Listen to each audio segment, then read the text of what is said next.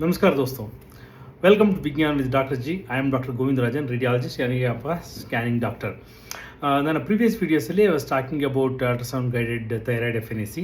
ಇವತ್ತಿನ ವೀಡಿಯೋದಲ್ಲಿ let's talk about CT guided lung biopsy. ಅಂದರೆ ಇವಾಗ ಲಂಗ್ಸ್ ಅಂದರೆ ನಮ್ಮ ಶ್ವಾಸಕೋಶಗಳು, ಅದರಲ್ಲಿ ಏನಾರ ಟ್ಯೂಮರ್ ಥರ ಏನಾರ ಸಸ್ಪಿಷನ್ ಇತ್ತು ಅಂತಂದರೆ, ಅಂದರೆ ಯಾವಾಗ ಕಂಡುಹಿಡ್ತೀವಿ ಅದನ್ನ ನಾವು usually patient presents with some cough ಇರ್ಬೋದು, ಅಥವಾ ಡ್ರೈ ಕಾಫ್ ಇರ್ಬೋದು, ಸ್ಪೂಟಮ್ ಅಂದರೆ ಕಫ ಪ್ರೊಡ್ಯೂಸ್ ಮಾಡ್ತಾ ಇರ್ಬೋದು, ಅಥವಾ ಕಫದಲ್ಲಿ ಬ್ಲಡ್ ಬರ್ತಾ ಇರಬಹುದು, ಅಥವಾ ರೆಗ್ಯುಲರಾಗಿ ಅವ್ರಿಗೆ ಫೀವರ್ ಬರ್ತಾ ಇರ್ಬೋದು. ಇದೆಲ್ಲ ಇತ್ತು ಅಂದರೆ ನಾವೊಂದು CT ಸ್ಕ್ಯಾನ್ ಅಂತ ಮಾಡಿಸ್ತೀವಿ, ಅಥವಾ ಫಸ್ಟು ಎಕ್ಸ್ರೇ ಮಾಡಿಸ್ತೀವಿ. ಎಕ್ಸ್ರೇಲಿ ಏನಾರ ಸಸ್ಪಿಷನ್ನು ಕಾಣಿಸಿದ್ರೆ, ಅಥವಾ ಎಕ್ಸ್ರೇಗೂ ಕ್ಲಿನಿಕಲ್ ಪಿಕ್ಚರ್ಗೂ ಡಿಫ್ರೆನ್ಸ್ ಇತ್ತು ಅಂತಂದರೆ CT ಸ್ಕ್ಯಾನ್ ಮಾಡಿಸ್ತೀವಿ. CT ಸ್ಕ್ಯಾನಲ್ಲಿ ಏನಾರ ಫೈಂಡಿಂಗ್ಸ್ ಬರ್ತಾ ಇದೆ, ಕ್ಲಿಯರ್ ಕಟ್ ಇನ್ಫೆಕ್ಷನ್ ಥರ ಇದೆ ಅಂತಂದರೆ ಏನೂ ಮಾಡಲ್ಲ. ಯೂಶಲಿ ಒಂದು ಆ್ಯಂಟಿಬಯೋಟಿಕ್ ಕೊಟ್ಬಿಟ್ಟು ಒಂದು ಸ್ವಲ್ಪ ದಿವಸ ಆದಮೇಲೆ ಪೇಷಂಟ್ನ ವಾಪಸ್ ಕರೆದು ಚೆಕ್ ಮಾಡ್ತೀವಿ. ಆದರೆ ಸಮ್ಟೈಮ್ಸ್ ಅದು ಟ್ಯೂಮರ್ ಥರ ಇರಬಹುದಾ ಅಂತ ಒಂದು ಡೌಟ್ ಬರುತ್ತೆ, ಅಥವಾ ಇನ್ ಸ್ಪೈಟ್ ಆಫ್ ಆ್ಯಂಟಿಬಯೋಟಿಕ್ ಕೊಟ್ಟರೂ ಅದು ವಾಸಿ ಆಗೋದೇ ಇಲ್ಲ. ಕ್ರಾನಿಕ್ ಅಂದರೆ ನಾನ್ ರಿಸಾಲ್ವಿಂಗ್ ನ್ಯೂಮೋನೈಟಿಸ್ ಅಂತ ಹೇಳ್ತೀವಿ, ಅದು ಆ ಥರ ಇರ್ಬೋದು. ಅಥವಾ ಲಂಗಲ್ಲಿ ಯಾವ ಥರ ನಾಡ್ಯೂಲ್ಸ್ ಇರ್ಬೋದು, ಅಥವಾ ಟ್ಯೂಮರ್ ಥರ ಏನಾರ ಅನ್ನಿಸ್ತಾ ಇರ್ಬೋದು, ಅಥವಾ ಎರಡೂ ಲಂಗ್ಸ್ ಮಧ್ಯದಲ್ಲಿರೋ ಜಾಗನ ಮೀಡಿಯಾಸ್ಟೆನಮ್ ಅಂತ ಹೇಳ್ತೀವಿ, ಅಲ್ಲಿ ಏನಾರ ಲಿಂಫೆಡಿನೋಪತಿ ಇರ್ಬೋದು. ಇವೆಲ್ಲ ಇತ್ತು ಅಂತಂದಾಗ ನಾವು usually CT scan guided biopsy ಅಂತ ಮಾಡ್ತೀವಿ. ಇದರಲ್ಲಿ ಏನು ಮಾಡ್ತೀವಿ, ನಾರ್ಮಲ್ CT ಸ್ಕ್ಯಾನ್ ಯಾವ ಥರ ಮಾಡ್ತೀವಿ ಅದೇ ಥರ ಪೇಷಂಟ್ ಮಲಗಿಸ್ತೀವಿ, ಮಾರ್ಕ್ ಮಾಡ್ಕೊಳ್ತೀವಿ. ಪೇಷಂಟ್ ಸ್ಕ್ಯಾನ್ ಮಾಡೋ ಟೈಮಲ್ಲಿ ನಾವು ಯಾವ ಜಾಗದಲ್ಲಿ ಆ ಟ್ಯೂಮರ್ ಇದೆ, ಯಾವ ಜಾಗದಿಂದ ನಾವು ಎಂಟ್ರಿ ಆಗಬೇಕು ಬಯಾಪ್ಸಿ ತೊಗೊಳ್ಳೋದಕ್ಕೆ. ಬಯಾಪ್ಸಿ ಅಂತಂದರೆ ನೀಡಲ್ನ ಹಾಕ್ಬಿಟ್ಟು ಪೀಸಸ್ ತೆಗೆಯೋದು, that is called biopsy. So ಯಾವ ಪಾಯಿಂಟಲ್ಲಿ ಎಂಟ್ರಿ ಮಾಡಬೇಕು ನಾವು ಅನ್ನೋದನ್ನು ಕರೆಕ್ಟಾಗಿ ನೋಡ್ಕೊತೀವಿ. ಯಾಕೆಂದರೆ ಎಲ್ಲ ಕಡೆ ಪಾಯಿಂಟಿಂದನೂ ಎಂಟ್ರಿ ಮಾಡೋ ಹಾಗಿಲ್ಲ. ಕೆಲವು ಸ್ಪೆಸಿಫಿಕ್ ಏರಿಯಾಸ್ ಇದೆ, ಅದನ್ನು ಅವಾಯ್ಡ್ ಮಾಡಬೇಕು. ಅಂದರೆ ಬ್ಲಡ್ ವೆಸಲ್ಸನ್ನ ಅವಾಯ್ಡ್ ಮಾಡಬೇಕಾಗತ್ತೆ, ನರ್ವ್ಸನ್ನ ಅವಾಯ್ಡ್ ಮಾಡಬೇಕಾಗತ್ತೆ, ಬೋನ್ಸನ್ನ ಅವಾಯ್ಡ್ ಮಾಡಬೇಕಾಗತ್ತೆ. ಸೊ ಹಾಗಿರುವಾಗ ಮತ್ತೆ ಸೆಕೆಂಡ್ ಥಿಂಗ್, ಲಂಗ್ಸ್ ಒಳಗಡೆ, ನಾರ್ಮಲ್ ಲಂಗ್ಸ್ ಒಳಗಡೆ ಎಷ್ಟು ಕಡಿಮೆ ಡಿಸ್ಟೆನ್ಸಲ್ಲಿ ಹೋಗ್ಬೋದು ಅದನ್ನು ಚೆಕ್ ಮಾಡ್ತೀವಿ. ಮತ್ತು ಇನ್ನೊಂದು ಹೇಳ್ತೀವಿ, ನಮ್ಮ ಲಂಗ್ಸ್ ಈ ಪ್ರತಿ ಲಂಗ್ಸಲ್ಲೂ ಡಿಫ್ರೆಂಟ್ ಲೋಬ್ಸ್ ಇರುತ್ತೆ. ಲೋಬ್ಸ್ ಮಧ್ಯೆ ಒಂದು ಫಿಷರ್ ಅಂತ ಹೇಳ್ತೀವಿ, ಅದನ್ನೆಲ್ಲ ಅವಾಯ್ಡ್ ಮಾಡಬೇಕಾಗತ್ತೆ. ಅಥವಾ ಲಂಗ್ಸ್ ಒಳಗೆ ಬುಲ್ಲ ಅಂತ ಹೇಳ್ತೀವಿ. ಬುಲ್ಲ ಅಂತಂದರೆ ಏರಿನ ಗುಳ್ಳೆ, ಅಂದರೆ ಇವಾಗ ನೀರಿನ ಗುಳ್ಳೆ ಹೇಳ್ತೀವಲ್ಲ, ಅದೇ ಥರ ಲಂಗ್ಸ್ ಒಳಗೆ ಏರಿನ ಗುಳ್ಳೆ ಇರುತ್ತೆ. ಏರ್ ಅಂತಂದರೆ ಹವಾ, ಅಂದರೆ ನಮ್ಮ ಗಾಳಿಯ ಗುಳ್ಳೆ ತುಂಬಿಕೊಂಡಿರುತ್ತೆ, ಅದನ್ನು ಪಂಕ್ಚರ್ ಮಾಡಬಾರ್ದು. ಇದೆಲ್ಲ ಸಾಕಷ್ಟು ನಿಯಮಗಳಿರುತ್ತೆ ಅದನ್ನು ಅವಾಯ್ಡ್ ಮಾಡೋದಕ್ಕೆ.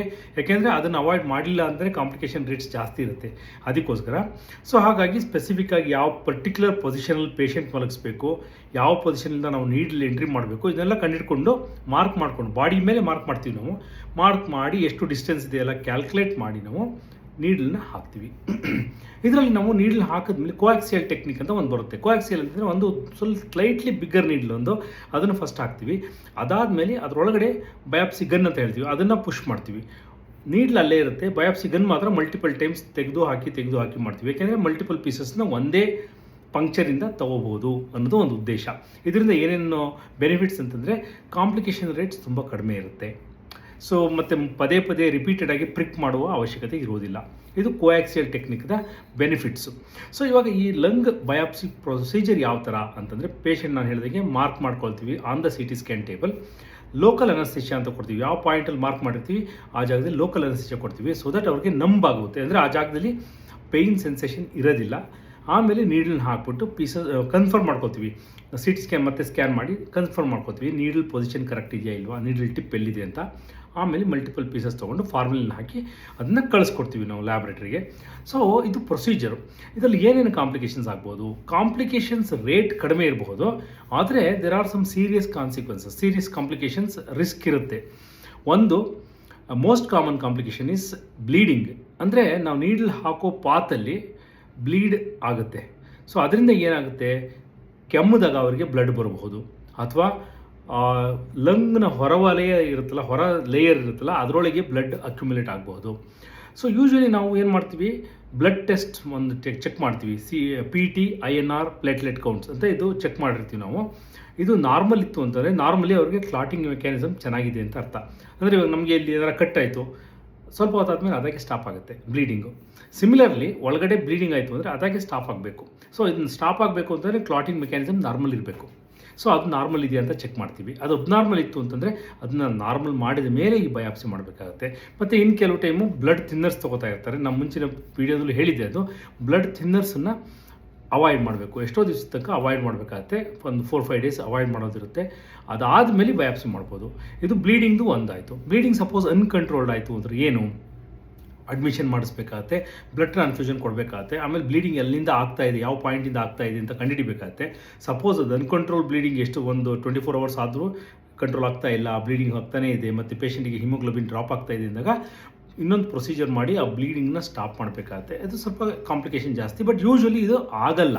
99% ಆಫ್ ದ ಟೈಮ್ ಇದು ಆಗಲ್ಲ, 1%ಅಲ್ಲಿ ಆಗಬಹುದು. ಎರಡನೇ ಕಾಂಪ್ಲಿಕೇಶನ್ ಅಂದರೆ ಲಂಗ್ ಒಳಗಡೆ ನಾವು ಪಂಕ್ಚರ್ ಮಾಡೋದ್ರಿಂದ ಏನಾಗುತ್ತೆ, ಲಂಗಿಂದ ಏರ್ ಲೀಕ್ ಆಗುತ್ತೆ. ಏರ್ ಲೀಕ್ ಆಗಿಬಿಟ್ಟು ಅದು ಲಂಗ್ನ ಹೊರ ಸರ್ಫೇಸಲ್ಲಿ ಏನಿರುತ್ತೆ ಅದು ಪ್ಲೂರಾ ಅಂತ ಹೇಳ್ತೀವಿ, ಪ್ಲೂರಲ್ ಕ್ಯಾವಿಟಿ ಅಂತ ಒಂದಿರುತ್ತೆ. ಅದರೊಳಗೆ ಲಂಗ್ ಏರ್ ಸೇರಿಕೊಳ್ಳುತ್ತೆ. ಅದು ಯೂಶ್ವಲಿ ಒಂದು ಸ್ವಲ್ಪ ಬಂದು ಹಾಗೆ ಸ್ಟಾಪ್ ಆಗುತ್ತೆ. ರೇರ್ಲಿ ಏನಾಗುತ್ತೆ, ಅದು ಜಾಸ್ತಿ ಬರ್ತಾ ಇರುತ್ತೆ, ಅದು ಜಾಸ್ತಿ ಬಂದು ಲಂಗ್ಸನ್ನೇ ವಾಪಸ್ ಕಂಪ್ರೆಸ್ ಮಾಡುತ್ತೆ. ಆ ಥರ ಇತ್ತು ಅಂತಂದಾಗ ಬ್ರೀದಿಂಗ್ ಪ್ರಾಬ್ಲಮ್ ಆಗಬಹುದು. ಸೊ ಈ ಥರ ಟೈಮಲ್ಲಿ ನಾವು ಒಂದು ಚೆಸ್ಟ್ಗೆ ಟ್ಯೂಬ್ ಹಾಕಬೇಕಾಗತ್ತೆ, ಪೇಷಂಟ್ನ ಅಡ್ಮಿಷನ್ ಮಾಡಬೇಕಾಗತ್ತೆ. ಇದೊಂದು ಕಾಂಪ್ಲಿಕೇಶನ್. ಇದು ಅಷ್ಟೇ, ಯೂಶ್ವಲಿ 1-2% ಕಾಂಪ್ಲಿಕೇಶನ್ ಇರುತ್ತೆ ಇದು, ಬಟ್ 98%ಅಲ್ಲಿ ಏನಾಗಲ್ಲ. ಸೊ ಇದು ಎರಡು ಮೋರ್ ಕಾಮನ್ ಕಾಂಪ್ಲಿಕೇಶನ್ಸ್. ಅದು ಬಿಟ್ಟರೆ relatively rare complications like infection ಆಗ್ಬೋದು, ಅವ್ರಿಗೆ ಆಲ್ರೆಡಿ ಇನ್ಫೆಕ್ಷನ್ ಇತ್ತು ಅಂದರೆ ಅದು ಜಾಸ್ತಿ ಆಗ್ಬೋದು, ಇವೆಲ್ಲ ಇರುತ್ತೆ. ಯೂಶ್ವಲಿ ಡೆತ್ ಇದರಿಂದ ಆಗಲ್ಲ, ಅಂದರೆ ಎಕ್ಸ್ಟ್ರೀಮ್ಲಿ ಅನ್ಲೈಕ್ಲಿ.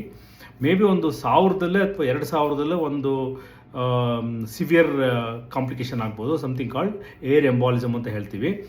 ನಮ್ಮ ಲೈಫಲ್ಲಿ ಅದು ನಾವು ಯಾವತ್ತೋ ಒಂದ್ಸತಿ ನೋಡ್ಬೋದು, ಇದುವರೆಗೂ ನಾವು ನೋಡಿಲ್ಲ, touch wood. So extremely rare complication, but ಜನಕ್ಕೆ ಗೊತ್ತಿರಬೇಕು any intervention there is some amount of risk involved ಅಂತ. ಸೊ ಓವರಾಲ್ ನೋಡಿಕೊಂಡ್ರೆ CT guided lung biopsy is a very safe and accurate method to identify lung tumours. ಇವಾಗ ಲಂಗಲ್ಲಿ tumour ಇತ್ತು ಅಂದರೆ ಅಥವಾ lymph nodes tumour ಇತ್ತು, ಕ್ಯಾನ್ಸರ್ ಇತ್ತು ಅಂತಂದರೆ ಅದನ್ನು ನಾವು ಈಸಿಯಾಗಿ ಕಂಡುಹಿಡಿಬಹುದು. ಸೊ ಗೆಳೆಯರೆ, ಇವತ್ತಿನ ವಿಡಿಯೋ ಇನ್ನೊಂದು ಹೇಳಬೇಕಾಯಿತು. After the procedure lung biopsy ಆದಮೇಲೆ ಯೂಶ್ವಲಿ 24 ಅವರ್ಸ್ ಅವರಿಗೆ ಬೆಡ್ ರೆಸ್ಟ್ ಅಡ್ವೈಸ್ ಮಾಡಿರ್ತೀವಿ ನಾವು. ಏನು ಬೇರೆ ಏನು ಪ್ರಾಬ್ಲಮ್ ಇಲ್ಲ ಅಂತಂದರೆ ಆಮೇಲೆ ಓಡಾಡ್ಕೋಬಹುದು. ಸೊ ಇವತ್ತಿನ ವಿಡಿಯೋದಲ್ಲಿ ಇಲ್ಲಿಗೆ ಸ್ಟಾಪ್ ಮಾಡ್ತಾ ಇದ್ದೀನಿ ನಾನು. ನನ್ನ ನೆಕ್ಸ್ಟ್ ವೀಡಿಯೋಸಲ್ಲಿ will be talking more about special investigations ಅಥವಾ procedures based on imaging. If you want to know more about medical imaging and special features, please follow me on Vigyan with doctor G. ಜೈ ಹಿಂದ್ ದೋಸ್ತು.